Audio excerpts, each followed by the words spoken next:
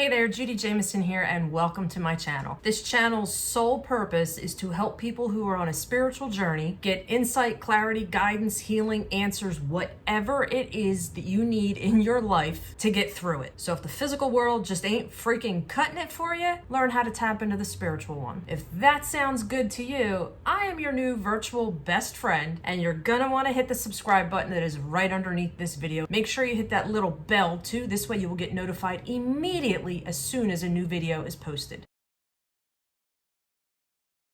My intent with creating this video for you is I get a lot of comments and questions and read a lot of stuff on the internet about forcing your gifts to develop or your third eye to open, and how it is so bad and wrong and a huge mistake, and can you force it? How does it work? Yada yada freaking yada. So hopefully this is going to clear up some of those questions for you, because I truly do believe that misconception, because there is a lot of misconceptions and bad information about working with your gifts, what to expect, what it's like, how it happens, etc. People generally say or think or assume that it's not good to force your third eye or your gifts open. But I truly don't believe you can force it.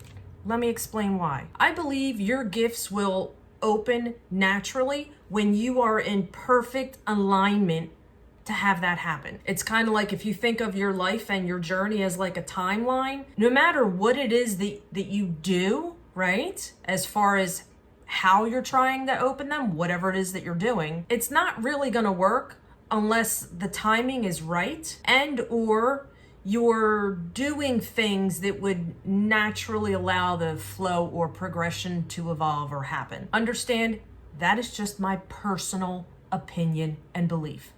Do with it what you want. I also believe that it will happen in the way that is most beneficial for you and your journey, regardless if it's a good or a bad experience. The secret too that I also want to explain to you, especially if you're going through some big ass shitstorm in your personal life, there is a really good blessing, hidden blessing, an opportunity there for you to allow your gifts to, I just want to say, explode. And when I say explode, I don't mean like a bomb.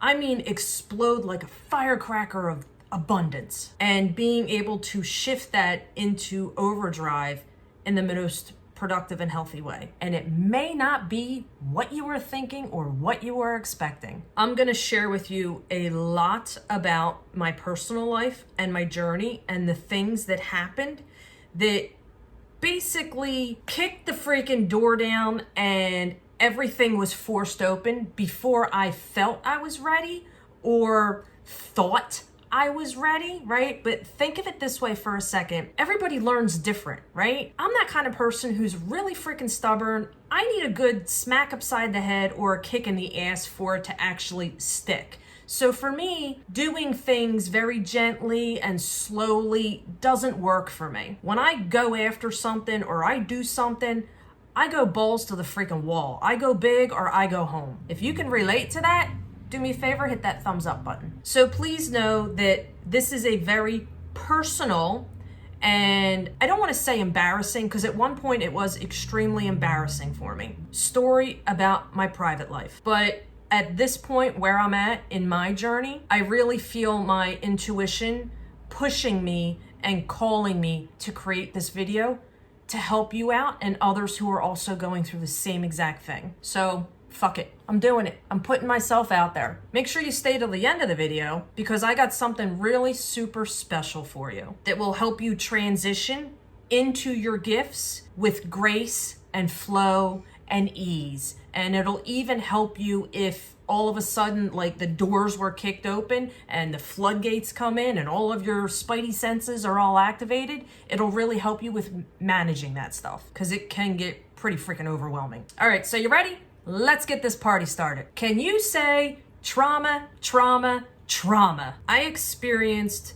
3 massively painful traumas that led to various different levels of spiritual awakening or dark night of the soul, to back with very little time or breathing or recovery room in between. For many, many, many years now, I was doing readings for other people, but I kind of discovered, and through talking with other people, that it's so much easier to tap into the spiritual world and listen to your intuition and get insight and answers to help other people than it is sometimes to tune into your own shit. Because a lot of us, just to be freaking honest, live in fantasy land. We cling to hope that things will change, and we even manipulate our own thoughts and emotions to make whatever it is that we're desiring or wanting seem like it's working, right? Those 3 key awakenings for me were domestic violence,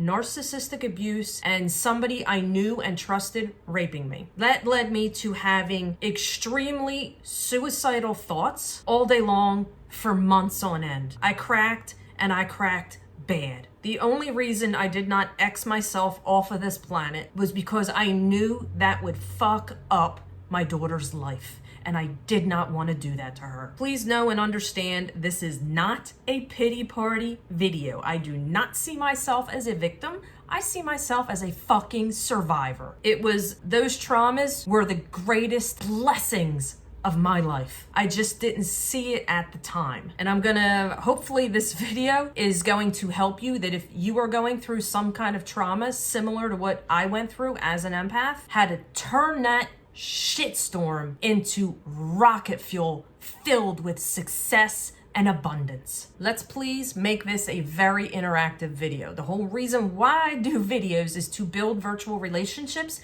and connect with you on a more intimate and personal level. Just to let you know, you're not freaking alone. And more importantly, you're not crazy. I do get notifications when people comment, and when I have the time, I do reply back. All right, so if you're going through heavy shit, let's be honest, it is hard to find your way out of it, especially when you're doing it alone. You go down all kinds of freaking rabbit holes like freaking quicksand. It is so easy to just throw in the towel and give up just to end the pain. All right, let me share with you the stuff that I used to be insanely embarrassed about, that I did not want anybody to know, let alone anybody who followed me. It started the shit hit the fan Christmas Eve 2014, when my marriage ended in a very violent way. That was pretty much like the straw that broke the camel's back, to where I was like, I can't suffer in silence no more, and my life is in jeopardy. I ran for my life and was homeless for a little bit. I slept at my shop. I had a shop that I used to work out of at the time, and I kept my membership to Planet Fitness just so I could take a freaking shower. I still do, my first online business that I started. I was able to pay all my expenses and make a small profit. At the time, my husband was the breadwinner, and the company that I worked for went out of business. And he told me, he just got this massive promotion in his career and he could financially support the entire family. So he told me I didn't have to go to work. He'll take care of all the bills and give me the freedom to pursue my dreams. Now that sounds like a really good freaking husband, right? Maybe, maybe not. When you learn undercover manipulation tactics through trauma, it was all about him being able to control me. It was financial manipulation along with all kinds of other stuff. So when I decided to leave, I was in a position where I had no freaking money. I had nowhere to go. My options were sleep at my shop or go to a homeless shelter. And I knew if I went to a homeless shelter, he would take my daughter from me. During that time, I decided to really dive deeper into my higher power, my cards, meditation, all of that, for me, not for other people. At that point, I wasn't really embarrassed, but more scared, focused on what the fuck am I gonna do? Where am I gonna go?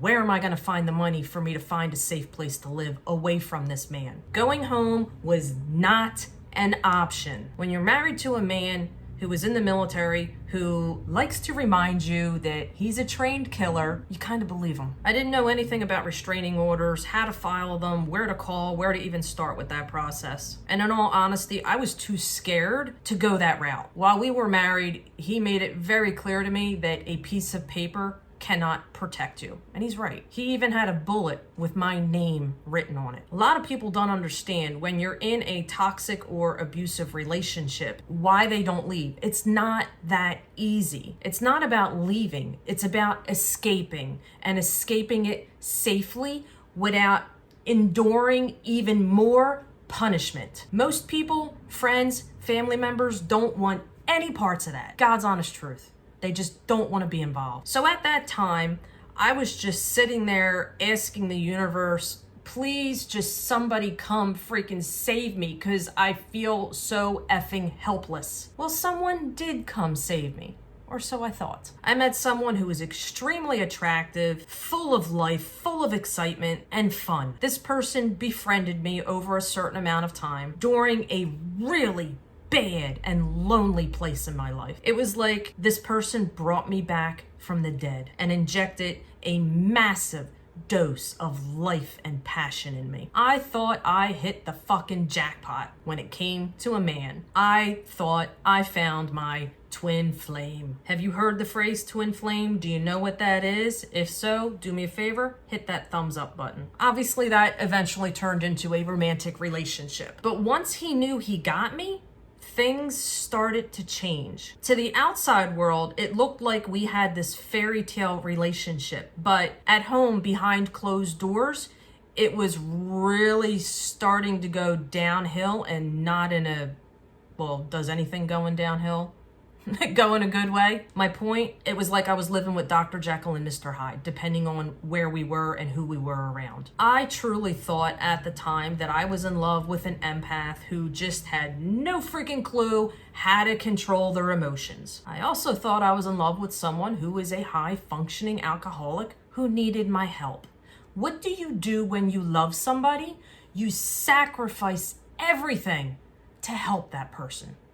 Yeah, give me a thumbs up. And if you're an empath, that is so easy and natural for you. You ignore all of the red flags and just think of this person's happiness above your own. If you can relate to that, do me a favor, under this video, comment, people pleaser. You know, you have very poor boundaries, you feel guilty or bad for saying no, and you sacrifice and give so much more to the other person than what they give you back. And you just think something is wrong with you, like you're not good enough. If I just give more and more and do this and do this and do this and slowly fucking kill yourself, things will get to the way they used to be. At that time, I was like, this close to my breaking point. I thought I was going crazy and losing my fucking mind. On top of all of my intuitive and psychic gifts coming in and hitting me.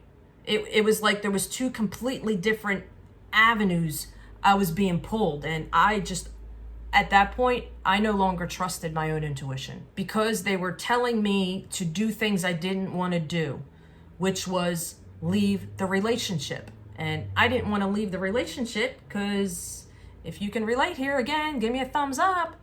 You hold on and cling to that hope that things will eventually get back to the way they used to be. At that point, a friend of mine told me about what's called Al-Anon. It's like AA or NA, but reversed. It's meetings for those who have loved ones who have an addiction, to help you cope, because it will make you effing nuts. During that time, I asked the higher powers, the universe, God, whatever you want to call it, to help me get through this and help me trust my gifts and just kind of kick my ass to where I need to go to just fix everything. At that time, I was doing readings for other people. I was doing Reiki sessions. I was working out of my shop. At that time, though, it was not Judi Jamieson the psychic. Out of fear of family members who were non-believers and, old coworkers making fun of me, I used the name My Divine Angel Reading. If you've been following me for that long, do me a favor, comment below with Angel. Okay, here comes trauma number 2. Remember, I asked for my gifts and things to just get fucking fixed. It was Easter, and I found myself sitting at home alone, going into, I'll just say, psycho girlfriend mode. And it's not that I'm a psycho. If you're in a relationship with a toxic person or a narcissist, they do things to trigger you to make you lose your shit. and then you react. And when you react, you look like you lost your effing mind. And when they do that in front of people, you look like you're crazy. But nobody understands what happened to get you to that point to where you crack and lose your shit. So I'm sitting at home on Easter, stewing and getting pissed off, and I didn't know if I wanted to cry or go beat the shit out of him. Where is this man? It's Easter, I'm home alone, dinner, where the fuck is he? He's not answering his phone, nothing. So I decided I'm gonna drive around town to every bar and find this motherfucker. And I did. I found him with another girl, which just confirmed my intuition and my suspicions that I did not want to see or believe. I calmly and professionally ordered a beer, walked up to him, threw the beer in his face, told him he was a piece of shit, and I left. I didn't cause a scene. There was no screaming, no drama, nothing that would cause all eyes at the bar to go to us. A few hours later, after him getting more of a load on, he decided to come home. He walked in the door full of violence and rage. I mean, there was no calming, controlling, doing anything to stop him. He wound up hitting me because I embarrassed him and I fucked up. My dumb ass felt bad, and I still tried to make things work. I loved him so much, I wanted him to get help. When I went to the next Al-Anon meeting, I broke down and started crying and told the group that he hit me. I mean, his violence was escalating over time. You know, he'd like throw things or wound up punching a hole in the door. And you know, right? You're not stupid. If you're seeing violence like that escalate, what is the next thing that's gonna get hit? You. Me being the stubborn person I am, I had to get that. While I was at this Al-Anon meeting talking, the one woman said to me, and these are words I'll never, ever, ever forget. She said, "Honey, you're not in love with an addict. You are in love with a narcissist." And I thought to myself, well, his ego is kind of big. He is a show-off. Yeah. She was like, no. I had no idea what narcissistic personality disorder was. When I heard the term narcissist, I just thought of somebody who just had a big freaking ego, and that was pretty much it. I had no fucking idea it was a dangerous personality disorder. I went home and Googled it, and it was like the blinders came off and the doors opened, and it was like my previous marriage, everything about my love life and relationships just all fucking came together. My entire life, I was attracting and having relationships with narcissists. This is when the shame and the embarrassment hit. I'm the psychic. I'm doing readings and healings for people. How the fuck did I not see this coming? I suck. I'm a total freaking fake and a fraud.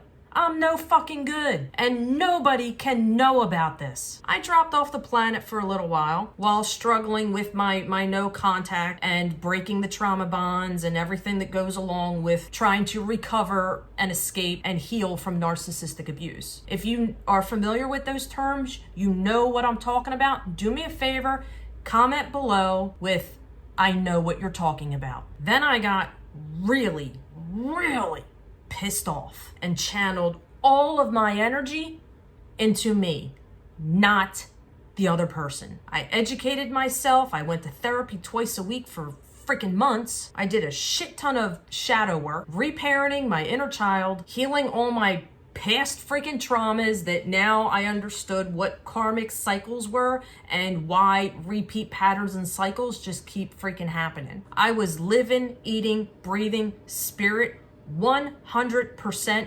selfishly for me because my life depended on it. My daughter's life depended on it, and I needed to survive and get through this for her. I didn't have the courage to do it for me, but I channeled that energy and that pain into healing myself and creating a better and safer life for her. She is also an empath, so I had to make sure as a mom I did everything I could to fully heal and power up and become strong so this shit would never fucking happen to her. How she would be able to spot stealth-like manipulation tactics and not be taken advantage of like I was. At this point, things were going pretty good. A few months passed. I was getting messages like crazy from the other side, so much that I was kind of questioning my sanity, but in a good way. Then trauma number 3 happened. Again, please understand and know this is not me spewing a pity party or victim status. I am telling you this so you could know that you're not alone, and trauma is one of the ways that your gifts and your third eye and all of that is forced open. It's just a matter of what you do with it and how you handle it and how you channel it. So at this point, I was starting to feel like myself again. The suicidal thoughts were slowly subsiding. I was able to get up and out of bed and just get dressed, maybe put some makeup on. And I thought to myself, I need to go out. I need to physically go out and socialize and just enjoy myself. So there was this male friend who was also a mutual friend of the narcissist, that I've known for years. This person, I can't tell you how many freaking times we went out together, how much time he spent at my house. This was someone I knew and trusted. And like I said, he lived right behind me. So he gave me a call. We decided to go out for some drinks. Nothing abnormal, done it a million freaking times. And since he lived right behind me and I knew this was my first time going out, I didn't want to have to, in the back of my mind, deal with potentially being in a situation. So I just asked him, come pick me up. You're the designated driver. Do you know what happened? I got really drunk, possibly even roofied. I do believe that, because when I woke up the next morning, the next 2 days, I was not right. It was not a normal hangover. The next morning, I didn't feel right at all. And I only had kind of bits and pieces of what happened that night. I was raped. The funny thing is, like a week prior to me going out, my intuition told me I need to invest in some indoor security cameras. I had them on the outside of my house, but not inside. I called my security guy, but at the time I couldn't afford to have them put in. I went to the hospital. I did the whole rape kit process. I filed a report with the police. I worked with Nova. If you're not familiar with what Nova is, it's Network of Victims Associates. The end result, he got away with it. Even though I had a busted lip, a massive bruise on my leg, and I even had a torn tendon in my elbow. How did he get away with it? Let me educate you something about rape, because behind the scenes, it's not what social media tells you or portrays it is. This is how he got away with it. 1, I knew him. It was normal for me to spend time with him in a group setting and alone. It was normal for me to invite him in my home. 2, there was no witnesses. A lot of times when we think of rape, it's someone who's jogging down the street and some stranger grabs them and assaults them, and there's a witness to it. Most rape situations are somebody that you know and trust. 3, he did not argue or deny it, but his lawyer argued it was consensual rough sex. It was pretty much his word against mine. There was no way for me to prove anything. Those 3 levels of trauma sent me to a place within myself that I have never, ever, ever been to. That place, I discovered my soul or higher self. That is where I was at my lowest point and most open, allowing the spirit world to help me. Ever have a moment where you're at a really low freaking place and you just surrender, like you have no control and don't really care about controlling anything? You just want fucking help. That is when my relationship with the spirit world blossomed. If you've been following me for a while, that is the reason why I say look for the blessing in every situation. Life is happening for you, not to you. That is why I say to really kick ass and develop your gifts is to surrender and allow it in whatever way it comes in. Now, I don't mean like allowing trauma and tragedy, but I mean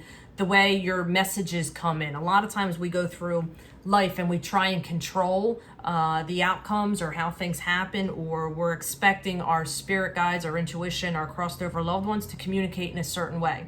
You can't do that. Think of it this way. It's like you calling somebody or texting someone, right? You can't control how or when they're gonna get back to you. You don't know if it's gonna be a text, a phone call, an email, a letter, a knock on your door, right? You get what I'm saying? You can allow your traumas to help you discover who the fuck you are. I mean, you get to a point where everything that ever happened doesn't matter anymore. And all you're focused on is diving within you and discovering who you are. I know for me, I discovered I really didn't know who I was. My whole life was people pleasing. I discovered, this is going to sound fucked up, but I did not love, value, or appreciate myself. I had no sense of self-worth whatsoever freaking ever. My entire life as an empath was programmed to keep my mouth shut and just do what other people want.